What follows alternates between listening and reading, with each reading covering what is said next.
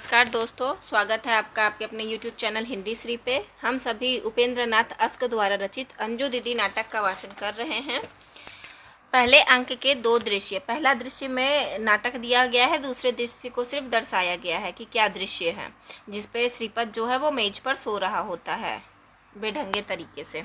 और तीसरे दृश्य का वाचन कुछ इस प्रकार है। कुछ क्षण बाद पर्दा फिर उठता है। घड़ी में 3 बज चुके हैं। खाने के कमरे में श्रीपत पूर्ववत मेज पर सोया हुआ है, लेकिन उसके सिर के नीचे की चादर फर्श पर पड़ी है और पांव भी मेज के नीचे लटक रहे हैं। पर्दे के दूसरी ओर बैठक में अंजलि और वकील साहब बातें करते हुए प्रवेश करते हैं। अंजलि, आइए अब दिखाऊं श्रीपत को, खाने की मेज पर सोया हुआ है। इंद्र नारायण जो है, खाने की मेज पर? तुम क्या कह रही हो? अंजलि, हाँ, खाने की मेज पर। मैंने आपको इसलिए नहीं बताया कि सुबह उसके कारण नाश्ते को 9 बज गए थे। अब बहाना ना बनाती तो दोपहर के खाने को 4 बज जाते। उन्हें खाने के कमरे की ओर ले जाती है। इंद्र नारायण, अरे भाई, तो उसे जगाया नहीं तुमने? अंजलि, जगाया हूँ, बेजारी से सिर हिलाती है। मैंने 3 बार जगाने की कोशिश की। एक बार ऊ करके सो गया, दूसरी बार सिर्फ करवट बदली, तीसरी बार कंधे को झकझोरा तो बोला, दीदी सो लेने दो, रात भर का जगा हुआ हूँ। थर्ड क्लास में सफ़र किया है, पल भर को भी आंख नहीं लगी। इंद्र नारायण, 3rd क्लास में? अंजलि, और हमारे नौकर तक इंटर में जाते हैं। इंद्र नारायण, सेकंड या इंटर में शायद जगह न मिली हो। पर्दे के इधर खाने के कमरे में प्रवेश करते हुए श्रीपत को सोए देखकर, देखो तो कैसे सो रहा है, कोई तकिया ही रख लिया होता उसके सिरहाने।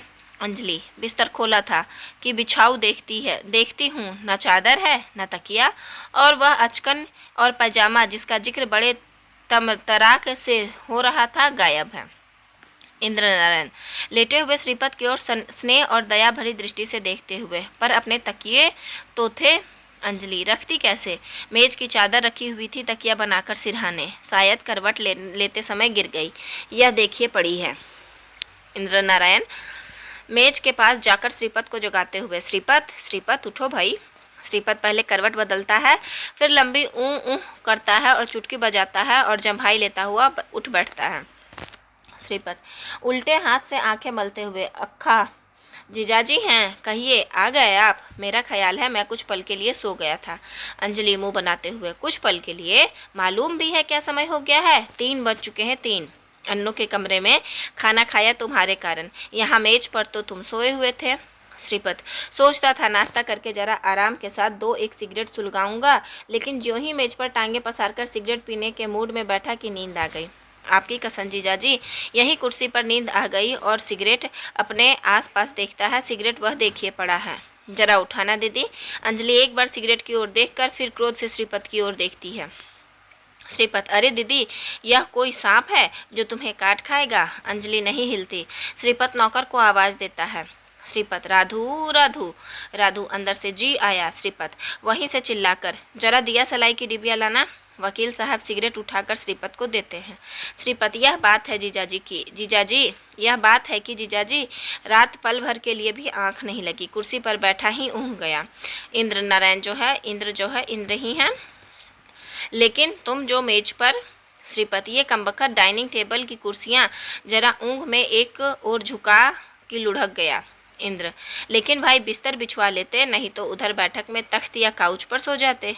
राधू जो है वो प्रवेश करता है। राधू, यह लीजिए दिया सलाई की डिबिया साहब। अंजलि, राधू चादर उठा ले जाओ और धोबी के कपड़ों में डाल दो। राधू जाता जाता चादर उठा ले जाता है। श्रीपत वहीं बैठे बैठे सिगरेट सुलगा कर उसका कस लेते हुए, पर मैं इस मेज पर कैसे सो गया यह मुझे खुद मालूम नहीं, शायद कुर्सी से गिरने पर नींद की झोंक में। अंजलि कटुता से, अच्छी जगह निकाली है तुमने सोने के लिए। श्रीपत, मैं असल में कभी कभी सो जाया करता हूँ मेज पर। मैं कहता हूँ दीदी, तुम्हें याद है ना, नाना जी की मृत्यु के बाद मैंने एक दैनिक निकालने की मूर्खता की थी। पत्र का मैनेजिंग डायरेक्टर और संपादक भी मैं ही रहा था। ये भी याद रखिएगा कि नाना की मृत्यु के बाद एक दैनिक समाचार पत्र उन्होंने श्रीपत ने निकलवाया था। पत्र का मैनेजिंग डायरेक्टर और संपादक भी वही थे। कई बार जब रात को संपादकीय लिखते लिखते देर हो जाती, कसम तुम्हारी दीदी पंखे के नीचे वही मेज पर सो जाता। दूसरे दिन जब आँख खुलती तो 12 बजे की शिफ्ट काम पर आ चुकी होती। हंसता है। मैंने आदेश दे रखा था चपरासियों को कि मुझे सोते में हरगिज ना जगाया जाए। स्वयं ही जोर से ठहाका मारता है। अंजलि, तुम्हें नींद कैसे आ जाती है? सख्त खुर्री मेज पर। श्रीपत हंसते हुए, तुम खूब जानती हो दीदी, तुम्हें मखमल के गदेलों पर नींद ना आती थी और हम खुर्री चारपाई पर सो जाया करते थे। तुम्हारे कमरे के पास से भी कोई गुजरे तो तुम्हारी नींद उचट जाती थी और हमारे कानों के पास ढोल भी बजते तो हमें खबर ना होती। तुम्हारी कसम, मैं तो 3rd क्लास में भी सो जाता, पर भीड़ कमबख्त इतनी थी कि एक बार जाकर बैठा तो उठकर कमर तक सीधी ना कर सका। अंजलि, पर ऐसी भी क्या मुसीबत पड़ गई कि 2nd क्लास छोड़कर 3rd में सफ़र करने लगे? नाना जी का दिया क्या? श्रीपत, अब क्या बताऊँ दीदी, चला तो 2nd में ही था, पर मेरे डिब्बे में तो घोर सन्नाटा था। साथी मुसाफिर थे, पर मेरे लिए उनका अस्तित्व नहीं के बराबर था। हंसता है। दोनों यूरोपियन, शायद अंग्रेज थे। याद रखिएगा कि 2nd क्लास में जब श्रीपत बैठे थे तो यूरोपियन थे। 2 लोग थे जो यूरोपियन थे। मुझसे तो क्या बोलते, 12 घंटे की यात्रा में कमबख्तों ने आपस में भी एक नज़र तक ना मिलाई। मैं तो ऊब गया वहाँ बैठे बैठे। तभी एक स्टेशन पर, ना जाने वह कौन सा स्टेशन था, छोटा सा किसी कस्बे का स्टेशन। अब क्या कहूँ दीदी, कैसी छवि दिखाई दे। कसम आपकी जीजाजी, भला की सुंदर थी वह लड़की। नगरों के सौंदर्य भी देखा है आपने? शरारत से अंजू की ओर देखता हुआ हंसता है। पीला और बीमार, जिसे खाने के समय का इतना ध्यान रहता है कि खाना ही नहीं पचता, और वह लड़की थी कि कुंदन की तरह दमकता हुआ रंग और यौवन का जोश के में मेज से नीचे उतर जाता है। अंजलि, बातचीत के इस रुख में पति की दिलचस्पी देखकर जिसने माथे पर तेवर चढ़ जाते हैं क्रोध से, मैं पूछती हूँ, आप श्रीपत की गंदी बातें ही सुनते रहेंगे या आराम भी करेंगे? खाना खाया है, अब आराम कीजिए, फिर आपको जाना होगा। इंद्र नारायण कहता है घबरा कर, चलो चलो चलो। श्रीपत ठहाका लगाता है, वाह जीजाजी, चला गया ना आप पर भी अंजू दीदी का जादू। अजी साहब, अगर आपका जी बातें सुनने को चाहता है तो बातें सुनिए, सोने को चाहता है तो सोइए। अंजलि, चलिए मैं कहती हूँ, इसके बातें कभी ख़त्म ना होगी। नाना जी कहा करते थे कि आराम की बेला। श्रीपत, आराम करना चाहिए। अरे दीदी, कभी समय नियत करके भी आराम किया जा सकता है। आराम किया जाता है जब आराम को जी चाहे। जीजा जी के सोने का वक्त है और मैं सोकर उठा हूँ। सुलाकर देख लो साथ साथ कौन ज़्यादा सोता है। जोर से ठहाका मारता है। अंजलि, अच्छा हम चलते हैं, तुम उठो और नहाकर खाना खा लो। आराम का वक्त है, नौकर भी कुछ आराम कर ले। पति से चलिए। इंद्र नारायण श्रीपत को आंख से संकेत करते हुए, अंजू से तुम बिस्तर बिछवा दो, अंजू मैं आता हूँ। अंजलि, बिस्तर तैयार है। इंद्र, वकील है ना, आखिर तो जरा दफ्तर में पंखा रखवा दो। छत का पंखा खराब है और मैं आज वही सोऊंगा क्या, लेटे लेटे आराम भी कर लूँगा और एक केस के बारे में रूलिंग भी देख लूँगा। राधू से कह दो कि खस की टट्टी पर जरा पानी छिड़क दे। कमरा ठंडा ना हुआ तो मुझसे बैठा न जाएगा। अंजलि जाते हुए, जल्दी आ जाइएगा, फिर आपको जाना होगा ना 4 बजे। चली जाती है। श्रीपत बढ़कर वकील साहब के कंधे को थपथपाते हुए, मैं कहता हूँ, क्या हो गया है जिया जी आपको? कसम आपकी, आप तो बिल्कुल बदल गए हैं। क्या तिलांजलि दे दी जिंदगी के रस रंग को आपने? इंद्र लंबी सांस भरते हुए, कंधे झटका कर, अरे भाई, समझौता करना ही पड़ता है जीवन में। श्रीपत, समझौता ही किया है ना आपने? शरारत की आंखें दबाते हुए हंसता है। समझौता जरूर करना चाहिए, तो फिर दिलकुशा के वादे का क्या रहा? कुछ दोस्त इकट्ठे होंगे, एक सांझ तो गुजारी जाए वहाँ। इंद्र नारायण, नहीं भाई, मैंने तो। श्रीपत, अरे जिया जी, अब मुझसे न उड़िए। फौजदारी के वकील और परसाई हंसता है, मुझसे समझौता नहीं हो सकता। इतने बरसों के बाद मुलाकात हुई है आपसे तो। इंद्र नारायण, लेकिन भाई अंजू, श्रीपतु से आप समझाइए, निकालिए कोई तरकीब।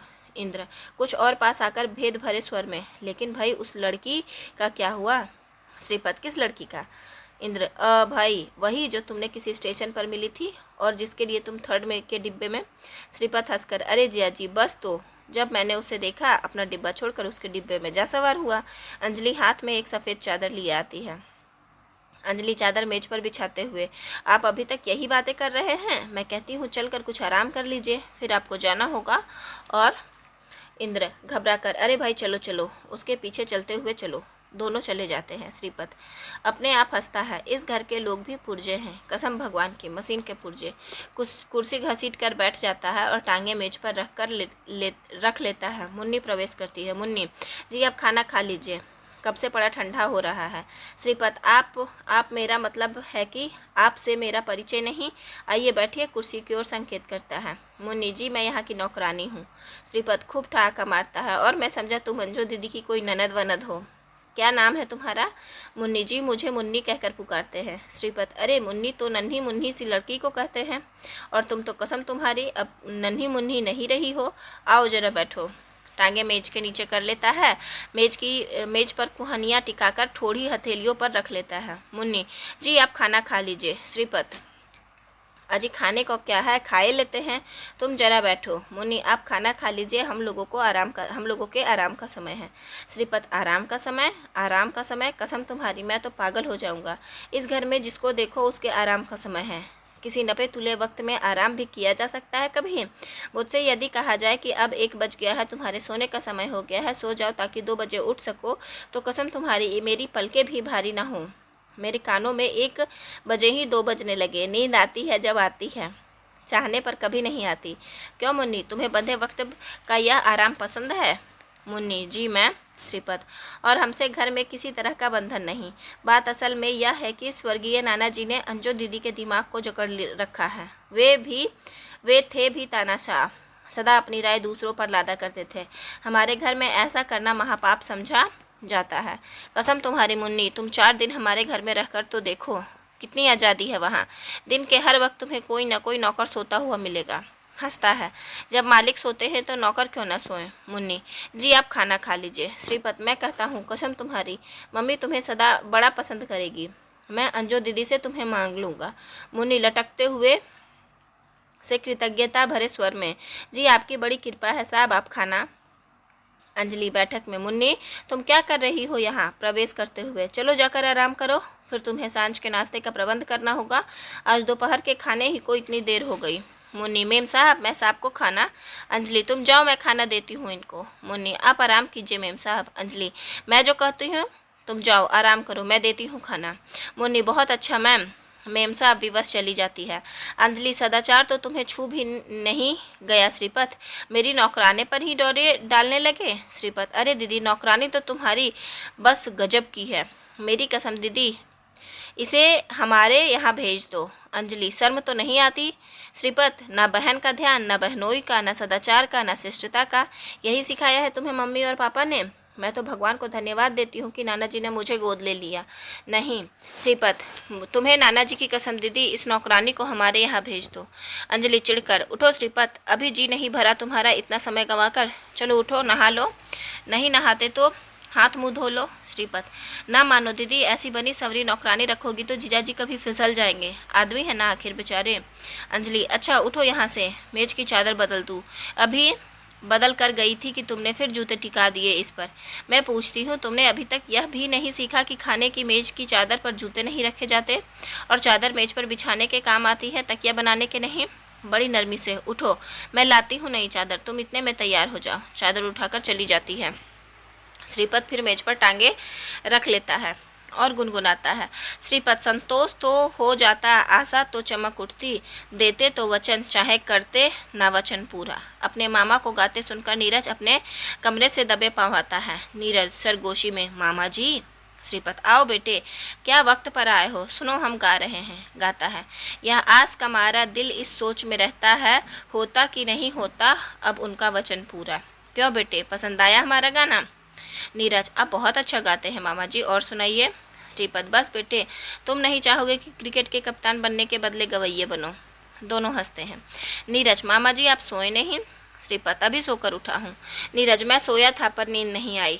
मामा जी आप जरा मम्मी से कहिए मुझे क्रिकेट खेलने की आज्ञा दे। श्रीपत, मैं सोया था पर श्रीपत कहता है उसे गोद में उठाते हुए, मैं ज़रूर कहूँगा, तुम्हारी कसम बेटे, मैं यहाँ से जाते ही क्रिकेट का सारा सामान तुम्हें भेजूँगा, बैट, विकेटें, गेंद, सब। तुम हर रोज़ खेलना और अपने इस मामा जी के हक की में दुआ करना। क्यों नीरज, याद रखोगे ना अपने मामा जी को?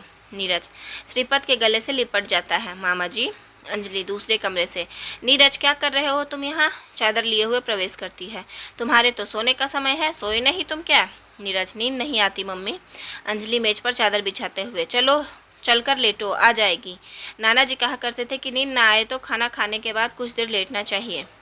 चलो अपने कमरे में चलकर आराम करो। और श्रीपत अभी तक यहीं बैठे हो? जाओ बाथरूम में सब कुछ रखा हुआ है, नहा लो, अगर नहाना है, नहीं तो मुंह हाथ धो लो, मैं खाना लाती हूँ। श्रीपत मुझे खाने की जरा भी इच्छा नहीं दीदी। अंजलि तो फिर क्या खाओगे? बाहर खींचे वाला आवाज़ देता है, खोचे वाला चाट चटपटी मसालेदार पानी के बतासे दही बड़े। श्रीपत मैं तो कसम तुम्हारी दही बड़े खाऊंगा। खोचे वाला बाहर दही के बड़े। श्रीपत क्यों नीरज, खाओगे दही बड़े? नीरज चुप। श्रीपत आओ तुम दही बड़े, आओ तुम्हें दही बड़े खिलाएं। भाग कर बैठक के बाहर वाले दरवाजे में जाकर आवाज़ देता है। श्रीपत ओ चाट वाले, ला इधर दही बड़े और चाट। अंजलि उसे रोकने के लिए उसके पीछे पीछे बैठक में आती है। नीरज उसका आंचल पकड़े उसके पीछे। नीरज अपने मामा और चाट वाले की ओर लक्ष्य करके अनुनय के स्वर में, मम्मी। अंजलि उसका हाथ झटक देती है और क्रोध भरी दृष्टि से उसे देखती है। श्रीपत मुंह मुड़ कर, अरे दीदी, इस कोप दृष्टि से बच्चे की ओर क्यों देख रही हो? मैं कहता हूँ सब खाएंगे दही बड़े। फिर मुंह मुड़ कर जोर से आवाज़ देता है, ओ दही बड़े वाले, ओ दही बड़े वाले, इधर ला दही बड़े और पानी के बतासे। अंजलि श्रीपत रहने दो, इसका पेट खराब हो जाएगा। श्रीपत अगर तुमने बचपन ही में इसका पेट ऐसा कमज़ोर बना दिया तो कसम तुम्हारी दीदी बड़े होते ना होते निश्चय ही खराब होकर रहेगा। अंजलि मैं पूछती हूँ, दही बड़े भी कोई खाने की चीज़ है? श्रीपत उसके पास पानी के बतासे और मूंगी के लड्डू भी हैं, चटपटे और मसालेदार। नौकर को आवाज़ देता है, राधू राधू। राधू किचन से, जी साहब। अंदर आकर, जी। श्रीपत खोचे वाला बैठा है बाहर, उससे पानी के बतासे और दही बड़े लाओ। अंजलि से, आओ दीदी उड़ाए दो दो। राधू से, जो जाने को मुड़ता है, और सुनो मूंगी के लड्डू भी ले आना अंजू दीदी के लिए। राधू चला जाता है। मुझे नहीं खाने मूंगी के लड्डू और पानी के बतासे, नाना जी कहा करते थे कि चाट। श्रीपत सख्त बुरी चीज़ है, लेकिन कभी कभी बुरी बात भी कर देखनी चाहिए। बहुत भलाई को भगवान पसंद नहीं करता, हंसता है। जिस तरह सुंदर बच्चों को, ये भी महत्वपूर्ण कथन है, आपको याद रखना है, श्रीपत द्वारा कहा गया है और नाटक अंजू दीदी का है। जिस तरह सुंदर बच्चों को कुदीठी से बचाने के लिए उनके माथे पर काला टीका लगाया जाता है, कुदृष्टि होना चाहिए, हाँ, कुदृष्टि से बचाने, कुदीठी लिखा हुआ है, कुदृष्टि से बचाने के लिए काला टीका लगा दिया जाता है। उसी तरह मित्र शत्रुओं की बुरी नज़र से अपनी भलाई की रक्षा करने के लिए मैं कभी कभार ऐसी वैसी बुरी बात कर लिया करता हूँ। तभी तो आज दिन तक मेरी भलाई उसी तरह बनी हुई है। अंजलि व्यंग्य से, भलाई? तिक्त मुस्कान उसके होठों पर फैल जाती है। क्या बात है तुम्हारी भलाई की, तुम्ही को मुबारक हो यह भलाई। इंद्र दफ्तर के दरवाजे से झांकते हैं, भाई क्या बात है, पास आकर झगड़ क्यों रहे हो? श्रीपत की ओर देखकर शरारत से आंख दबाते हैं, मैं तो सो ही गया था। अंजू तुम्हारे जोर जोर से बोलने की आवाज़ सुनी तो चला आया। अंजलि यह श्रीपत नीरज को दही बड़े खिला रहा है। श्रीपत आइए जीजाजी, दही बड़े बिकने आए हैं, पानी के बतासे और चाट, आइए कुछ। इंद्र भाई मैंने तो 6 वर्षों में कभी चाट को मुंह नहीं लगाया। अनिमा हंसती हुई प्रवेश करती है, केवल 2 ने देखे हैं। श्रीपत भाई क्या खूब मौके पर आई हो अन्नो, तुम्हारी कसम दही बड़े आए हैं फर्स्ट क्लास। जीजा जी ने भी 6 बरस से चख कर नहीं देखे, और मुझे भी भगवान झूठ न बुलाए, सदियां गुजर गई हैं उनकी सूरत देखे। आओ बैठो। राधू को आवाज़ देता है, राधू अब ले भी आओ दही बड़े। अनिमा मैं नहीं खाती दही बड़े। बाहर से कुल्फ़ी वाले की आवाज़ आती है, कुल्फ़ी वाला, कुल्फ़ी मलाई का बर्फ़। श्रीपत लो कुल्फ़ी खाओ, तुम्हारी कसम कुल्फ़ी हो, फिर ऊपर से मलाई वाली हो तो क्या, और क्या चाहिए? जोर से राधू को आवाज़ देता है, राधू बैठाइयो कुल्फ़ी वाले को।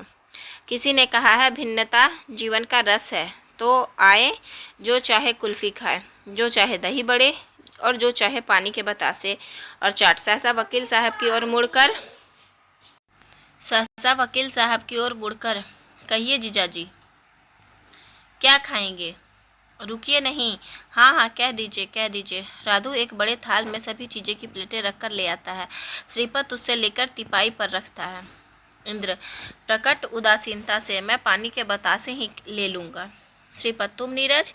मैं कुल्फ़ी लूँगा। अंजलि फिर पड़े रहोगे बीमार पेचिश से कई दिन। श्रीपत अंजू की बात सुनी अनसुनी करके, तुम अन्नो? मैं मूंगी के लड्डू लूँगी। श्रीपत अरे मुन्नी और दूसरे नौकरों को भी बुलवा लो, इस घर में तो उन्हें भी युग बीत गए होंगे इन चीज़ों की शकल देखे। सहसा अंजू की ओर मुड़कर, कहो दीदी तुम कुल्फ़ी लोगी, दही बड़े खाओगी, मूंगी के लड्डू, चाट या सभी चीज़ें? अंजलि जलकर लगभग चीखते हुए, नाना जी कहा करते थे, दुनिया में 3 तरह के आदमी होते हैं। एक वो आप भी चलते हैं और दूसरों को भी चलाते हैं इंजन की तरह। दूसरे वो जो आप नहीं चलते पर चलाओ तो चले चलते हैं गाड़ी के डिब्बों की तरह।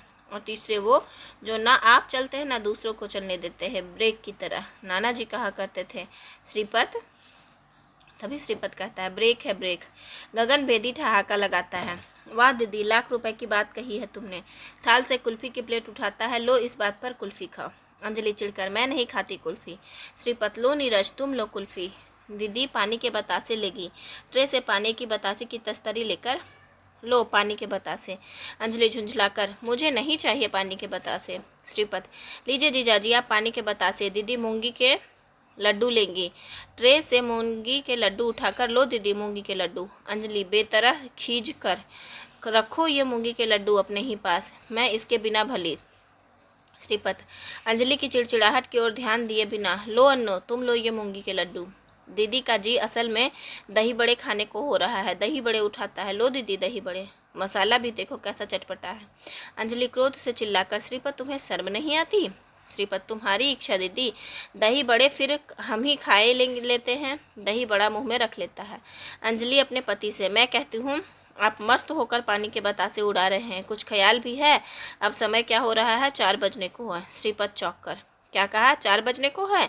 दही बड़े की तस्तरी खट्ट से रख देता है, मेरा मेरा कुर्ता कहाँ है? जल्दी जल्दी खाने के कमरे में जाकर कुर्सी से कुर्ता उठाकर उसे बाहों में उड़सता हुआ वापस आता है। इंद्र, क्यों, क्या बात है? श्रीपत, मुझे 4 बजे दिलकुशा पहुंचना है, मेरे मित्र 4 बजे वहां पहुंच रहे हैं। राधू मेरा बिस्तर उठाओ, तांगा रास्ते में ही में पकड़ लेंगे। दूसरा दही बड़ा उठाकर मुंह में रख लेता है, राधू चला जाता है। अंजलि, पर बिस्तर का क्या करोगे? श्रीपत, उधर ही से स्टेशन पर चला जाऊंगा, 7 बजे की गाड़ी से जाना है मुझे। अंजलि, बिस्तर तो मैंने खुलवा दिया। श्रीपत, अच्छा तो राधू के हाथ भिजवा देना दिलकुशा होटल में। अंजलि, गंदा था, पानी में टब में पड़ा है। श्रीपत ठहाका लगाता है, अरे दीदी खैर जब धुल जाए तब भिजवा देना, अब तो मैं चलता हूँ। अंजलि, मुझे क्या मालूम था कि तुम झंझा की तरह आओगे और तूफान की तरह चले जाओगे। श्रीपत हंसता है, भगवान ने चाहा तो फिर आऊँगा जो दीदी, और धूल की तरह टिक कर बैठूंगा। अच्छा तो नमस्ते। हंसता हुआ दोनों हाथ मस्तक तक ले जाता है। अंजलि, अरे तो राधू कहाँ है? उससे कहो तांगा लाए। आंगन के दरवाजे से निकल जाती है। वकील साहब श्रीपत को एक और ले जाते हैं। इंद्र उसके कंधे को एक हाथ से थपथपाते हुए, सरगोशी में, क्यों भाई सचमुच जा रहे हो? श्रीपत वैसी ही धीमी आवाज़ से, अरे जीजाजी आज कौन जाता है, रात तो दिलकुशा में दिलकशी रहेगी, कहिए चलिएगा। इंद्र, अच्छा भाई बड़े गुरु निकले। दही बड़े की प्लेट तो यूँ खट से रख दी मेज पर जैसे बड़े लाट साहब से मिलने जा रहे हो। और भी धीरे से कहो, कुछ हुआ भी? श्रीपत, और अंजू दीदी समझती है बड़े बरखुरदार किस्म के पति हैं आप। इंद्र, अरे भाई समझौता करना ही पड़ता है, तुम आ गए हो नहीं लंबी सांस लेकर, हम और देखे स्वर्ग की रंगरेलियों का स्वप्न।